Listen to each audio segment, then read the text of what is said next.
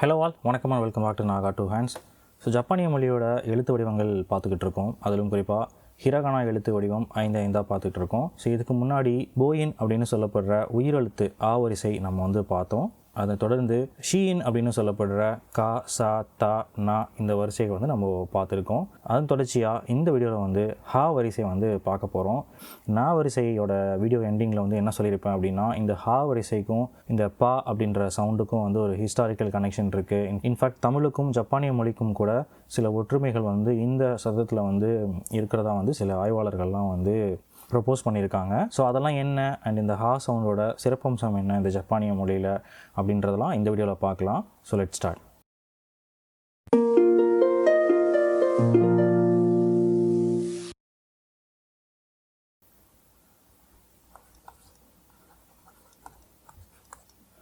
Alright. So வழக்கம் போலவே இந்த ஜப்பானிய ஹா வரிசை வந்து உச்சரிப்பில் எப்படி இருக்குது அப்படின்றத தமிழில் நான் உங்களுக்கு எழுதி காட்டுறேன். ஸோ முதல் எழுத்து வந்து ஹா, இரண்டாவது எழுத்து ஹி, மூன்றாவது எழுத்து ஃபு. ஸோ நீங்கள் கவனிச்சிருக்கலாம், இந்த இடத்துல வந்து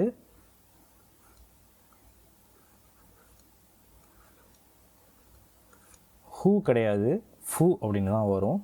ஸோ ஹா, ஹி, ஃபு, அதன் பிறகு ஹே, இறுதியா ஹோ. ஸோ இவை தான் வந்து இந்த வரிசையோட உச்சரிப்பு. இன்னொரு முறை உச்சரித்து காட்டிடுறேன். ஹா, ஹி, ஃபு, ஹே, ஹோ. ஸோ இந்த ஃபு அப்படின்றது வந்து ரொம்ப ரேரான இடங்களில் ஹூ அப்படின்னும் வந்து படிக்கப்படுது. ஸோ அதுக்கு நம்ம பின்னாடி வருவோம். இது தொடர்ந்து அடுத்ததாக ஜப்பானிய மொழியில் இந்த உச்சரிப்புகள் ஹிரகானால எப்படி எழுதப்படுது அப்படின்றதையும் நான் இங்கே எழுதி காட்டிடுறேன். ஹா, ஹி, ஃபு, ஹே, ஹோ. ஸோ இதுதான் வந்து ஜப்பானிய மொழியோட எழுத்து வடிவம். ஸோ அடுத்ததாக தட்டச்சு வடிவமும் எப்படி இருக்குது அப்படின்றத வந்து நான் தட்டச்சு பண்ணி காட்டிடுறேன்.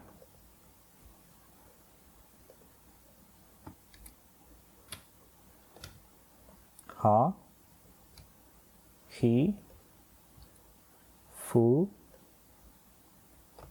ஹே, இறுதியா ஹோ.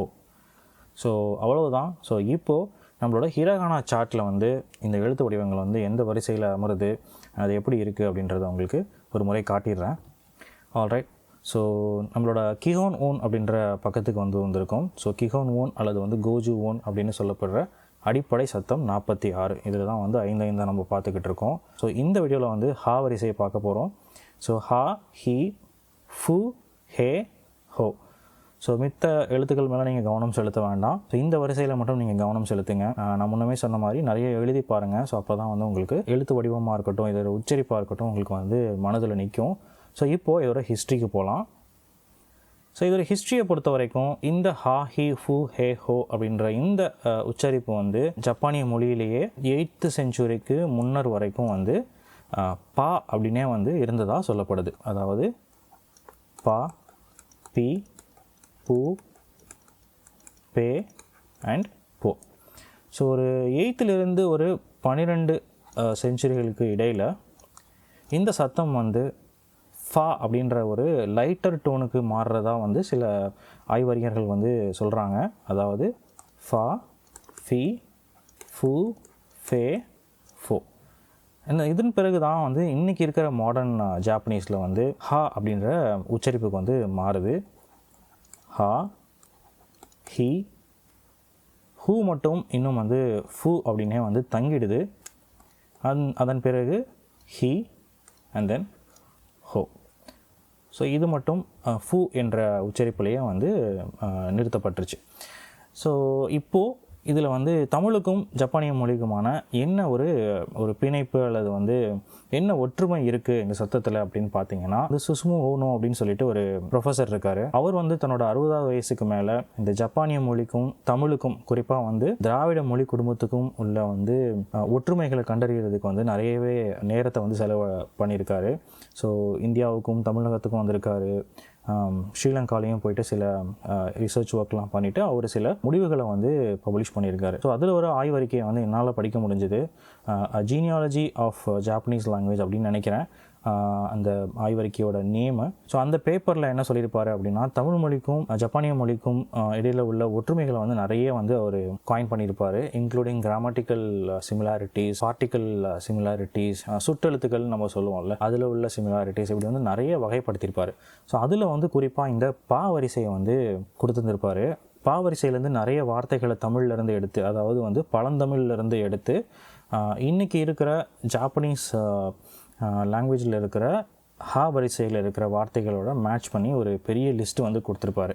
ஸோ உதாரணத்துக்கு சொல்லணும் அப்படின்னா வந்து துப்பு அப்படின்னு நம்ம வந்து தமிழில் சொல்கிறது வந்து இப்போது அங்கே ஜாப்பனீஸில் வந்து துஃபு அப்படின்ற மாதிரி இருக்கும்.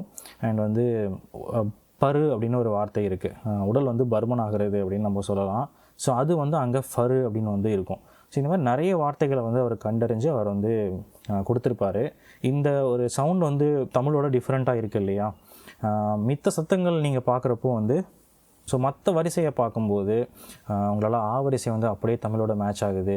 கா, சா, தா, நா இந்த வரிசைகள்லாம் வந்து ஓரளவுக்கு மேட்ச் ஆகுது. ஒரு சில சத்தங்கள் வந்து ஜப்பானிய மொழிக்கே உரித்தான சில சத்தங்களோட இருக்கலாம். ஸோ முழுமையாக ஒரு வரி வந்து தமிழ் மொழியோட சத்தத்துலேருந்து சுத்தமாக மேட்ச் ஆகலை அப்படின்னு பார்த்தீங்கன்னா அது வந்து இந்த ஹா வரிசை தான். ஒரிஜினலாக இந்த ஹா வரிசை வந்து நத்திங் பட் பா வரிசை தான் ஜப்பானிய மொழியோட ஏன்ஷியன்ட் வடிவத்தில்.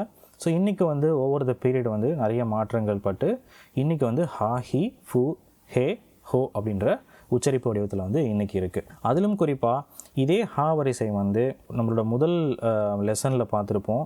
இதுக்கப்புறம் வந்து தக்குதென், ஹந்தக்குதென் அப்படின்ற 2 வடிவங்கள் பார்க்க போகிறோம். அதாவது எழுத்து வடிவம் வந்து ஒரே மாதிரி தான் இருக்கும். தக்குதென் அப்படின்றதுல வந்து ஒரு ரெட்டை கோடு மாதிரி மேலே போடுவாங்க.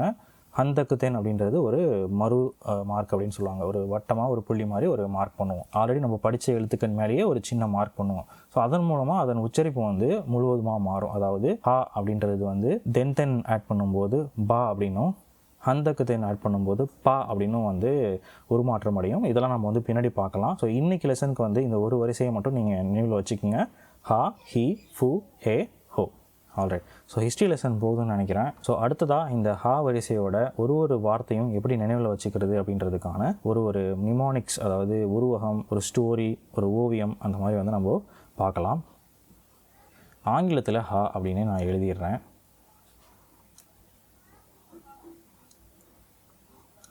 உங்களால் வந்து ஹா படிக்க முடியுதா? ஸோ இவ்வளோ தான். இந்த ஹா அப்படின்னு நான் எழுதுறதுல, அதாவது ஹெச் போட்டுட்டு அந்த ஹெச்சோட 2வது கால்லையே ஏ அப்படின்ற வடிவத்தையும் போட்டிங்கன்னா இதிலிருந்து உங்களால் வந்து ஜப்பானிய ஹா வடிவத்தை வந்து கொண்டு வர முடியும். ரொம்பவே சிம்பிள்.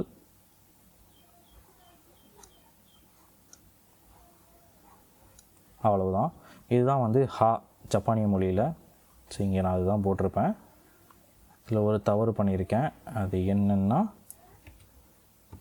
இந்த கோடு வந்து முதல் கோடோட இணையில்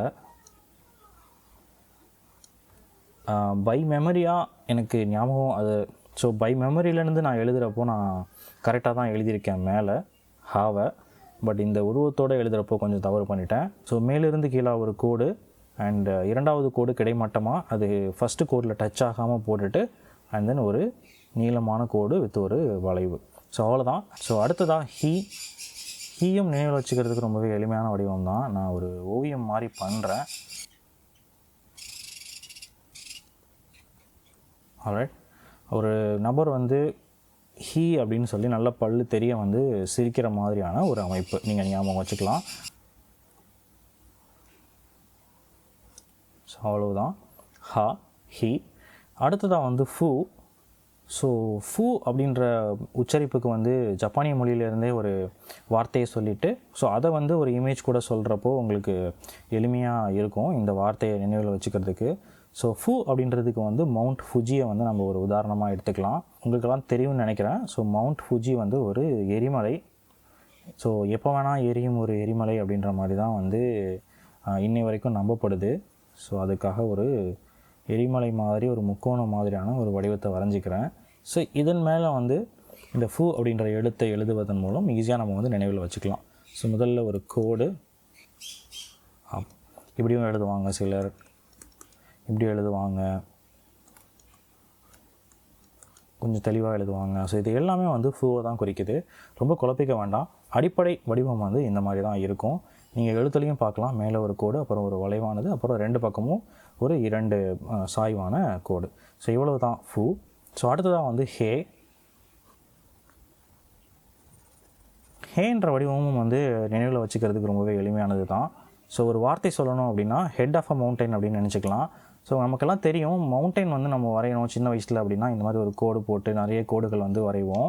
ஸோ கிட்டத்தட்ட அதே பாணி தான். ஸோ சிம்பிளான முக்கோணம் மாதிரி நம்ம என்றைக்குமே வந்து மவுண்டைன்ஸ் வந்து வரைகிறதில்ல, கொஞ்சம் இப்படி நீளமாக தான் வரைவோம். ஸோ அதை நீங்கள் நினைவில் வச்சுக்கலாம். ஸோ அதுதான் வந்து ஹே, அதாவது ஹெட் ஆஃப் அ மவுண்டைன். கடைசியாக வந்து ஹோ. ஹோ வந்து இந்த ஹா வடிவத்தை நல்லா பார்த்துக்குங்க, அது கூட அப்படியே மேட்ச் ஆகும். இதை ஞாபகம் இருந்தாலே அதையும் வந்து கண்டிப்பாக வரைஞ்சிட முடியும். சிம்பிளி ஒரு சின்ன சேஞ்ச் என்ன அப்படின்னா, நமக்கு வந்து இந்த ஒரு கோடுக்கு பதிலாக 2 கோடு வரும். அதில் முதலாவதாக இருக்கிற கோடு வந்து மேலே டச் பண்ணிட்டு வரும் இப்படி. ஸோ அவ்வளவுதான், இவ்வளோ தான் வந்து ஹோ. ஸோ இதையும் வந்து உங்களுக்கு ஒரு உருவக்கத்தோடு சொல்லணும் அப்படின்னு விருப்பப்பட்டேன் அப்படின்னா, நான் இங்கே ஒரு ஓவியம் வரைகிறேன்.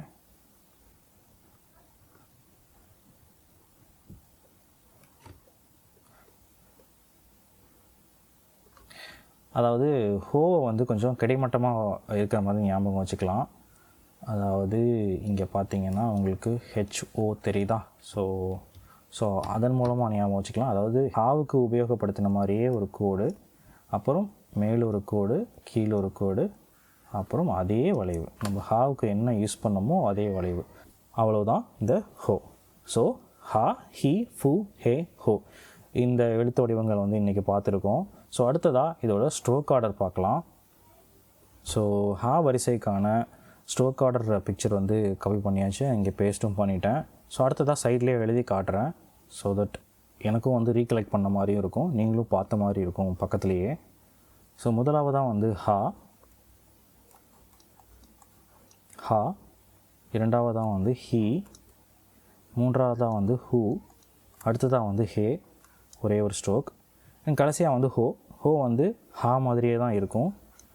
இன்ஸ்டெட் ஆஃப் ஒரு கிடைமட்ட கோடு நம்ம 2 போடணும் ஈக்குவல் டு மாதிரி, அதிலிருந்து ஒரு வளைவு. ஸோ இவ்வளவு தான் ஹா, ஹி, ஹூ, ஹே, ஹோவுக்கான ஸ்ட்ரோக் ஆர்டர். ஸோ கண்டிப்பாக இந்த ஸ்ட்ரோக் ஆர்டரும் எழுத்து வடிவத்தை நினைவில் வச்சுக்கிறதுக்கு நம்ம பார்த்த ஓவியங்கள் அல்லது வந்து உருவகங்களும் வந்து எளிமையாக இருக்கும்னு நினைக்கிறேன். ஸோ அடுத்ததாக வந்து இந்த ஹா வரிசை எழுத்துக்களுக்கு வந்து ஒரு உதாரண வார்த்தை பார்த்துட்டு இந்த வீடியோவை க்ளோஸ் பண்ணலாம். ஸோ ஹா அப்படின்றதுக்கு வந்து ஹா அப்படின்ற ஒரு எழுத்தையே கொடுத்துருக்கேன். அந்த ஹா அப்படின்ற எழுத்து வந்து தமிழில் வந்து பல் அப்படின்ற அர்த்தத்தில் வந்து இருக்குது. ஸோ அடுத்ததாக வந்து ஹி. ஹீக்கு வந்து நான் ஹிரு அப்படின்ற ஒரு வார்த்தை கொடுத்துருக்கேன். ஜப்பானிய மொழியில் ஹிரு அப்படின்னா அதுக்கு இணையான தமிழ் வார்த்தை வந்து பகல். அடுத்ததாக வந்து ஃபு அப்படின்ற உச்சரிப்பு. இந்த உச்சரிப்புக்கு வந்து நம்ம ஃபுஜி அப்படின்றத நம்ம ஆல்ரெடி பார்த்தோம். ஃபுஜிசமா அல்லது வந்து ஃபுஜிசான் அப்படின்னு சொல்லப்படுற மவுண்ட் ஃபுஜி. ஸோ அது வந்து ஒரு பெயராக இருக்கிறதுனால நம்ம இன்னும் ஒரு வார்த்தை பார்க்கலாம். ஸோ அதுக்கு வந்து ஃபுனே அப்படின்ற ஒரு வார்த்தை இருக்குது. ஃபுனே அப்படின்னா வந்து தமிழில் படகு அப்படின்னு வந்து அர்த்தம். அண்ட் அதுக்கு அடுத்ததாக வந்து ஹே அப்படின்ற எழுத்து. அந்த ஹே அப்படின்ற எழுத்து ஆர் உச்சரிப்புக்கு வந்து ஹெபி அப்படின்ற ஒரு வார்த்தை கொடுத்துருக்கேன். ஹெபி அப்படின்னா தமிழில் பாம்பு அப்படின்னு வந்து அர்த்தம். ஸோ கடைசியாக வந்து ஹோ அப்படின்ற உச்சரிப்பு. ஸோ அந்த ஹோக்கு வந்து நான் ஹோன் அப்படின்ற ஒரு வார்த்தை கொடுத்துருக்கேன். ஜப்பானிய மொழியில் ஹோன் அப்படின்னு சொன்னால் புத்தகம் அப்படின்றத குறிக்கும், அல்லது வந்து ரூட் அப்படின்னும் குறிக்கும்னு நினைக்கிறேன். அடிப்படை அல்லது வந்து வேர் அப்படின்ற மாதிரி குறிக்கும். ஸோ அதனால தான் நிஹோன் அப்படின்ற வார்த்தையில் அந்த நீ காஞ்சி வந்து சூரியனை குறிக்கும். அந்த ஹோன் அப்படின்ற காஞ்சி வந்து உருவாகிற இடம் ரூட் அப்படின்ற மாதிரி வந்து அர்த்தத்தில் இருக்கும். என்னதாவது புத்தகம்ன்ற ஒரு அர்த்தம் இருந்தாலும் நிஹோன் அப்படின்ற அந்த வார்த்தையில் வந்து ஒரு உருவாகும் இடம் ரூட் அப்படின்ற ஒரு அர்த்தத்தில் இருக்கும். அதனால தான் வந்து இந்த லேண்ட் ஆஃப் சன் அந்த அர்த்தத்தில் வந்து ஜப்பான் வந்து அழைக்கப்படுது இன்றளவும். கண்டிப்பாக இதையும் நினைவில் வச்சுக்க ட்ரை பண்ணுங்கள். இப்போது இதை கேப்சர் பண்ணி நான் அந்த பேஜில் போட்டுடுறேன். ஸோ இறுதியாக ஒரு எழுத்துக்குமான ஒரு உதாரண வார்த்தையும் வந்து நான் இங்கே பேஸ்ட் பண்ணியாச்சு நம்மளோட பேஜில். ஸோ இன்றைக்கி லெசன் உங்களுக்கு ஹெல்ப்ஃபுல்லாக இருந்திருக்கும்னு நினைக்கிறேன். ஜப்பானிய மொழியோட ஹா வரிசை வந்து பார்த்துருக்கோம். எழுத்து வடிவம், தட்டச்சு வடிவம், அது வந்து எப்படி எளிமையாக நினைவில் வச்சுக்கிறது, ப்ளஸ் ஸ்ட்ரோக் ஆர்டர் அண்ட் ஒரு உதாரண வார்த்தை அப்படின்னு சொல்லிட்டு. அது கூடவே நான் சொன்ன அந்த ஹிஸ்டாரிக்கல் ரெஃபரன்ஸ் வந்து உங்களுக்கு வந்து இதை நினைவில் வச்சுக்கிறதுக்கும் அல்லது இந்த சவுண்டோட எவல்யூஷன் தெரிஞ்சுக்கிறதுக்கு வந்து உங்களுக்கு ஹெல்ப்ஃபுல்லாக இருந்திருக்கும்னு நினைக்கிறேன். ஸோ உங்களை இதே மாதிரி அடுத்ததாக மா வரிசையில் சந்திக்கிறேன். அது வரைக்கும் பாய்.